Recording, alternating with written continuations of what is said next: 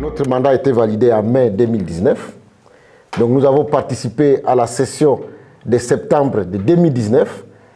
Puis la Covid est passée par là pour 2020. Et 2021, nous avons aussi participé à la deuxième session de 2021. Mais pendant ces deux sessions, nous avons été prolifiques en matière législative. C'est-à-dire que j'ai présenté deux propositions de loi. La première proposition qui modifia la loi sur les fondaires et l'autre proposition modifia la loi sur l'organisation et le fonctionnement des entités territoriales décentralisées. Et nous n'avons pas eu le temps effectivement de les présenter parce que à la session de 2021, nous avons initié des questions de contrôle parlementaire qui sont restées anthologiques dans l'histoire du Parlement congolais. Vous savez que les ministres, à cette époque de la décentralisation, Azarias Rouberois, avaient tenté d'installer frauduleusement un bourgmestre à la commune de Minembwe. Nous nous sommes levés et nous avons organisé la plénière qui a été désignée la plénière de la législature, dans laquelle effectivement nous avons eu à démontrer que cette installation de Minembwe était frauduleuse et que c'était l'événement précurseur des plans de balkanisation de la République démocratique du Congo. Heureusement pour nous, les événements qui s'en sont suivis nous ont démontré la vérité parce que le M23 aujourd'hui, qui vient avec des velléités sécessionnistes, c'est vraiment la suite logique de cet activisme d'installation frauduleuse de la commune de Minembwe. C'était un dossier très sensible, puisque c'est la première fois qu'au niveau de l'Assemblée nationale, on a fait un vrai débat sur l'imbrication du Rwanda dans les questions de l'Est. Un vrai débat, le premier débat, sur la question de la balkanisation de la RDC. Et j'ai eu le plaisir de porter ce débat.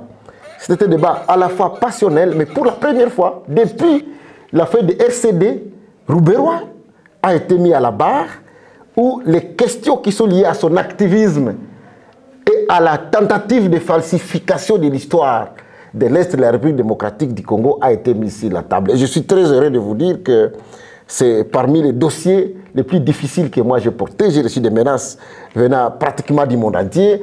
C'est devenu presque un match RDC contre Rwanda. Mais au finish, nous avons attaqué les députés et à faire une documentation et des études minutieuses, non seulement du terrain du Sud Kivu, du territoire de Fizi, du territoire d'Ouvira, mais aussi de la sociologie de cette partie de la province. Et les gens étaient étonnés lorsque, pendant cette plénière, j'ai fait sortir des documents que les Congolais n'ont jamais vus, notamment l'un des documents phares de la RDC, celui signé par Léopold D. Il n'a pas signé beaucoup de textes, qui effectivement a été le document de référence pour identifier toutes les ethnies et les tribus de la République démocratique du Congo.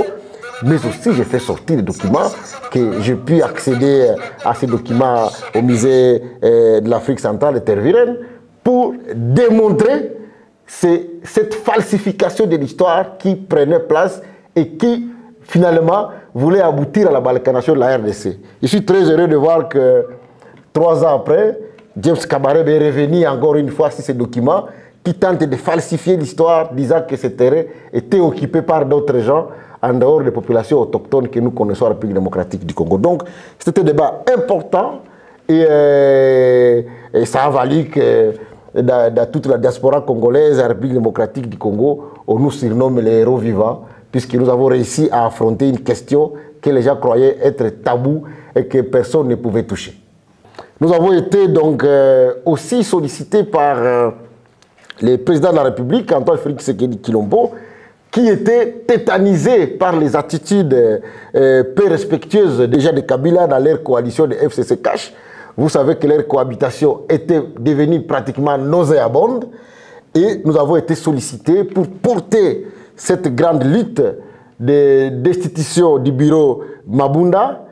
Et grâce à cette action, nous avons réussi à déchoir le bureau du FCC et nous avons réussi par conséquent à mettre fin à la coalition FCC Cash. En dehors de cela, nous avons été très actifs dans tous les grands débats sur les budgets, lorsqu'il y avait des dossiers comme le dossier de 15 millions de dollars disparus, comme d'autres dossiers. Donc, à moins de 2 sessions, nous sommes restés la référence parlementaire, même si nous n'avons pas participé à l'ensemble des sessions de la législature, puisqu'il n'a participé qu'à 2 sessions.